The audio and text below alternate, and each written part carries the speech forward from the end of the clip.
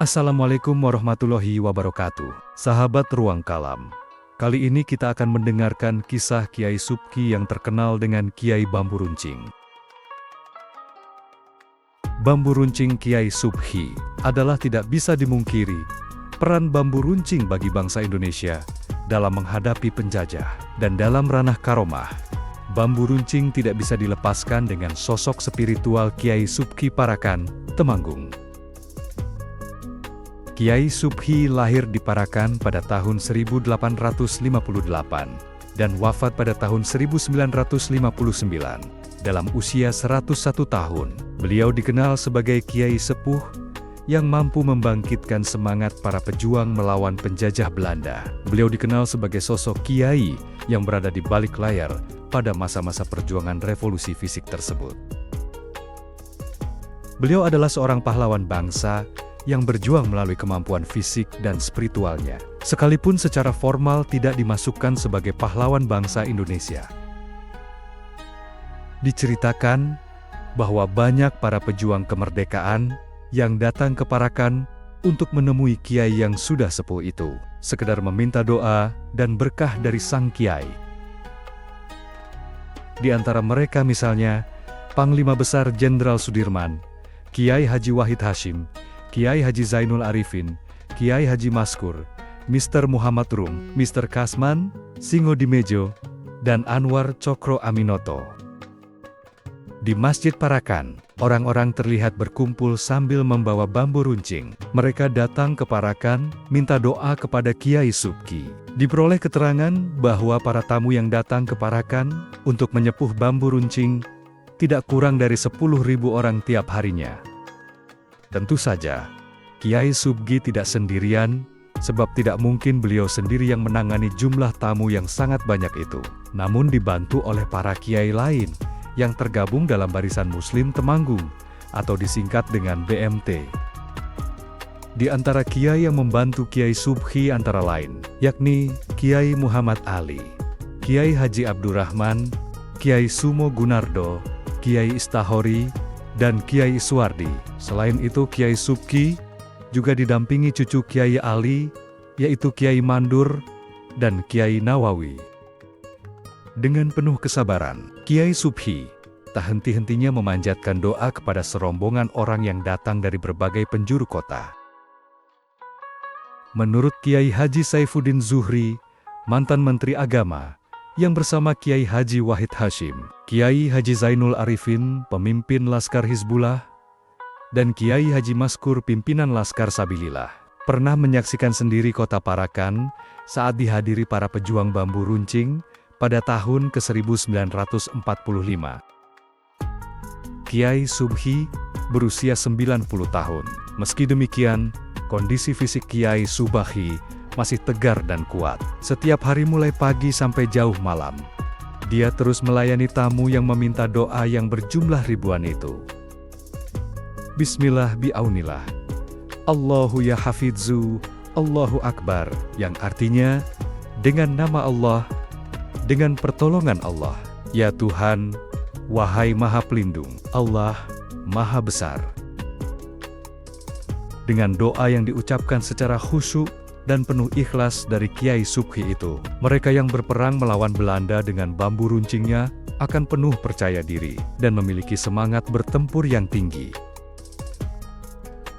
Di hadapan mereka, yang ada hanyalah bayangan musuh yang harus ditumpas. Semangat mereka menyala-nyala meski menghadapi musuh yang menggunakan persenjataan serba lengkap sekalipun. Pada sekitar tahun 1995, beberapa bekas serdadu Jepang datang ke Parakan, jauh-jauh dari kota Tokyo, Hiroshima, Nagasaki, dan kota-kota yang lain. Mereka datang ke Parakan untuk mengenang pejuang mereka melawan pasukan santri di Parakan. Mereka bercerita ketika mereka berada di markas tentara Jepang, jika malam tiba, mereka sangat ketakutan karena merasa dilempari granat dan bom oleh pasukan santri Kiai Subki. Menurut Kiai Muhaiminan Gunardo, para pejuang santri di Parakan tidak pernah melempari granat dan bom. Lagi pula, granat dan bom dari mana? Sebaliknya, yang mereka lemparkan ke markas tentara Jepang itu tiada lain hanyalah batu dan kerikil yang sudah disepuh dan didoai oleh Kiai Subhi. Batu dan kerikil yang sudah disepuh Kiai Subhi itu oleh para tentara Dai Nippon itu ternyata dirasakan bagaikan ledakan granat dan bom yang menyambar-nyambar. Iya, karomah Kiai Subhi memang sangat dikenal, bukan saja oleh masyarakat Temanggung, Magelang, Wonosobo, Ungaran, Semarang, Purwokerto, Cirebon, Solo, dan Yogyakarta, namun sudah termasuk ke hampir seluruh pelosok tanah air. Sebab pada masa itu bambu runcing yang akan digunakan untuk berperang melawan penjajah Belanda maupun Jepang terlebih dahulu disepuh, diparakan oleh Kiai Subhi. Ikon Parakan sebagai kota pejuang bambu runcing memang akan selalu dikenang oleh anak bangsa di Republik ini.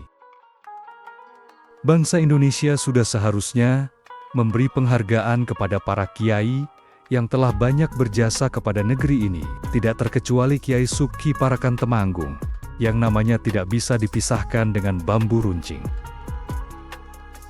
Parakan adalah ikon bambu runcing dan kota perjuangan, dengan Kiai Subhi sebagai kiai yang memiliki kemampuan lebih dalam olah semangat dan spiritual, bahwa bambu runcing yang telah disepuh dan diberi doa-doa tertentu oleh Kiai Subhi bisa memiliki khasiat yang luar biasa.